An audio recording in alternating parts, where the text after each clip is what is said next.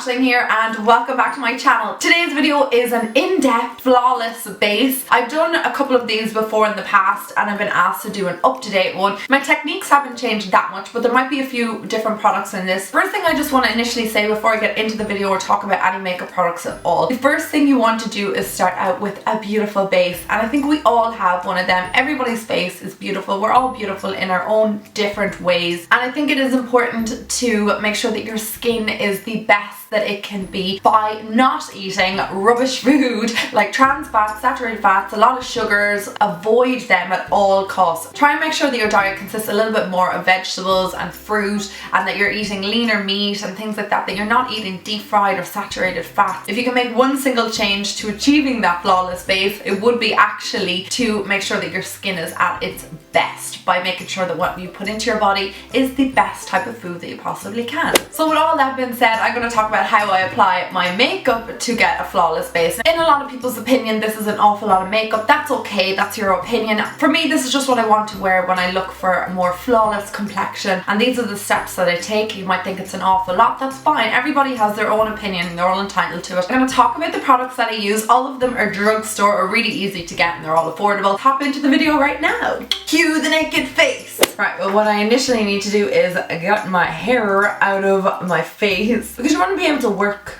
on this canvas. Prior to doing anything else, you need to prime your face, because the primer is going to act just like what a paint primer does. It primes and preps the skin ready for another layer that you're going to be applying on top. I have tons of favorite primers, but this is like my ride or die primer. This guy right here. This is the L'Oreal Nude Magic Blur Cream. I'm in the color light to medium. It doesn't really matter what color you go for. It's not going to add a tint to the skin. It's just to basically blur out any pores, fill in any fine lines that you can't even see, so that your foundation sits on top of the primer and not on top of your skin, where it can then seep into pores, etc, etc. It doesn't matter whether you're oily or dry or a combo. Priming your skin is a necessity. Primer is really comparable to the professional from Benefit, and make sure as well that your hands are always clean before you do any of this. You can apply primer to wherever you have kind of problematic areas. For me, it's really over my nose that I'm having the most issues, because that's obviously where my natural oils will be coming out. My chin would also get a fair few oils breaking out later on in the day, and then definitely in between my brows and just over my eyebrows. So that's kind of my T-zone area that I'm focusing it on. I'm going to bring it right the way up to my hairline, because I feel like that is an area that the foundation will break down, and this is just going to help prolong the life of my foundation also. Another reason I use primer is because I detest the feel of foundation on my skin with nothing else on it, and I just think it gives that extra barrier between your foundation and your skin and just stops the foundation seeping into anywhere that you don't want it to. The next thing I want to talk about is concealing your face. At the moment, I'm currently going through an okay spell with my skin. I currently have a little horn on the top of my head. It's like this huge red spot. Ugh. People say to me all the time, does your diet really affect your skin? But yeah, it actually does. It really, really does, and I explained that earlier on. Being a nutritionist, I see everything, and I know it sounds so silly to say, but I can see people's bad diets on their face and on their skin. When you start to eat better, your skin will actually improve. So for the purpose of this video, I'm taking this little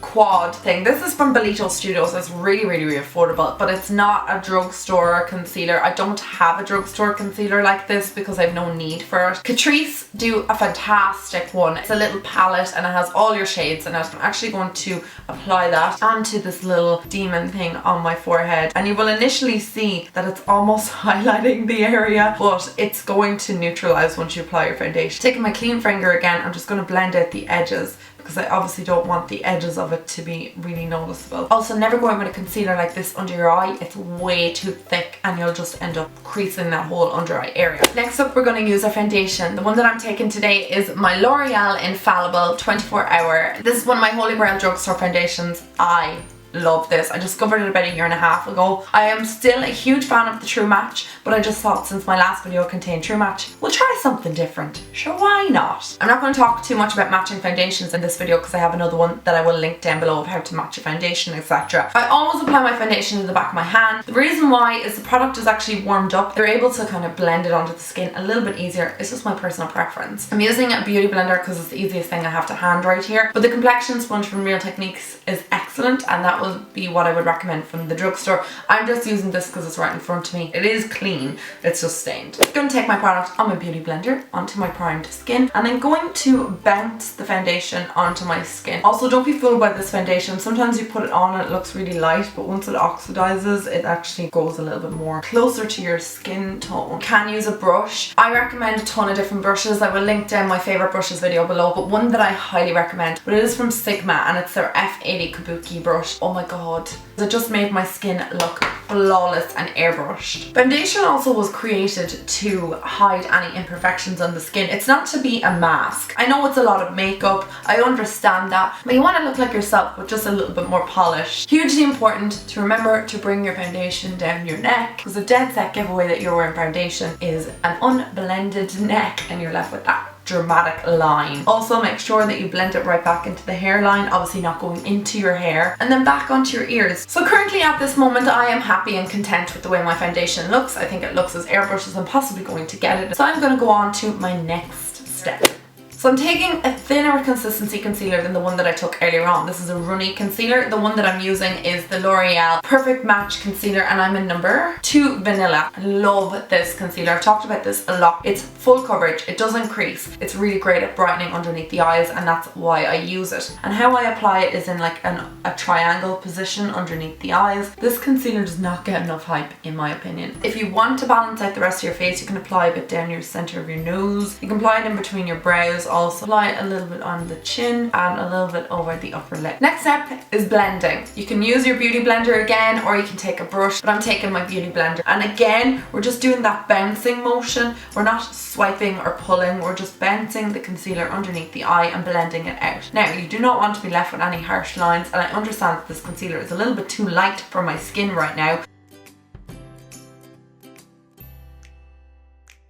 You want to make sure that your concealer is at least 1 or 2 shades lighter than your foundation. That way it's going to brighten up the under eye. Now it's important to set the face. You gotta set your face. If you don't set your face, this ain't gonna last. It's gonna crease, it's gonna budge, it's gonna smear, transfer, etc. So first of all, I'm going to set my under eye area. To set my under eyes, I'm taking my L'Oreal Nude Magic. This is the BB powder in light. I've hit a fair dent in it, as you can see. And I'm taking it on a Real Technique brush. This is the setting brush. Instead of swiping, you want to again pat. We're just patting the product onto the skin. If you swipe, you're going to start moving the concealer and you're going to leave it a bit patchy and blotchy. Moving on to setting my face, I'm taking my Rimmel Stay Matte Pressed Powder. This is one of the first powders I've ever used in my whole entire makeup life, and I'm still using it to this day. I use the colour 005 Silky Beige, and I'm using it on a flat top e.l.f. brush. So again, patting motion. So I'm setting the chin area and everything like this. This is not going to add any colour. Basically just setting my foundation. Focus down the nose and on the chin area because I do not want any oiliness coming throughout the day. So that is it. That's my face makeup basically set, and that is how I get my flawless base. But now I'm going to talk about other products that I do use. I'm going to talk about my bronzing, my blushing and highlighting of the face. At the moment I'm currently using the Butter Bronzer from Physicians Formula. It is a cool tone bronzer, so it is perfect for contouring with. You can contour with a litany of different brushes. I will link down my contouring video down below for a little bit more of an in-depth step. However, for this video I'm actually going to use my Ita brush from NARS. I will link down a more affordable choice for this.